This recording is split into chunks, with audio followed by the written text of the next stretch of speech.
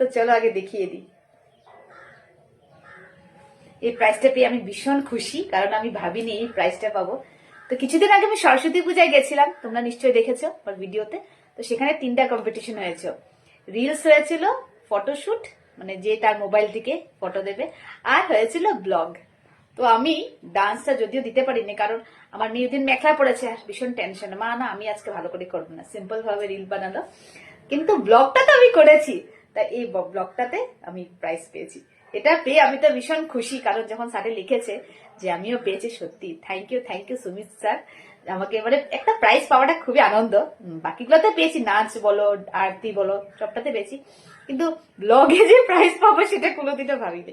তো thank you sir. তো রান্নাটা প্রায় করে নিয়েছি। এদিকে শাশুড়ি মা একটু ঘুরতে গেছে, কোথায় ঘুরতে গেছে সেটা তোমাদেরকে দেখাবো। আমার পুরোপুরি কমপ্লিট। আজকে করেছি মাছ আলু দিয়ে একটা ঝোল, মাছের ঝোল, তারপরে বেগুন ভাজার সাথে শাক করেছি, আর মটর আর শালগম একটা ছিল। আজকে ডাল করিনি, সেটা মাখা মাখা করে করেছি শুকনা শুকনা। এখন তরকারিটা মানে হয়ে গেছে পুরো। আমার শাশুড়ি মা এদিকে ঘুরতে গেছে, কমিয়ে দিই। কোথায় ঘুরতে গেছে চলো তোমাদেরকে দেখাই।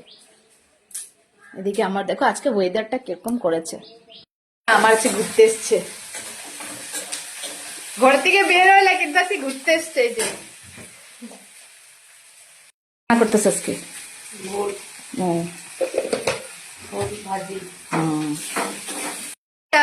গুড আফটারনুন সবাই। খুব খুব ভালো, আজকে ওয়েদারটা একদম ভালো না।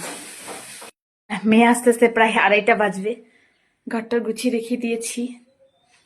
আমার মেয়ে আসলে এই যে দেখেছ, এটা নাকি কি ভালোবাসে, এসে এটার সাথে খেলবে। বাইরে একটা আছে আমাদের ডোডো কুকুর, সেটা শাশুড়ি মার খুব পছন্দ। এইটা আমার মেয়ের। তো দেখো আমার ঠাকুর দেওয়া হয়ে গেছে।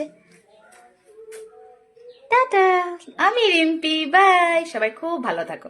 আর আমার ভিডিও যদি ভালো লাগে লাইক কমেন্ট কিন্তু করে যেও, শেয়ার না করলে হবে, তোমাদের ইচ্ছা শেয়ার করবো বা না করো, কিন্তু একটা লাইক ফলো কমেন্ট করে যেও। প্রায় 1টা বাজবে, শাশুড়িমাকে ভাত দিয়ে দেবো। টাটা।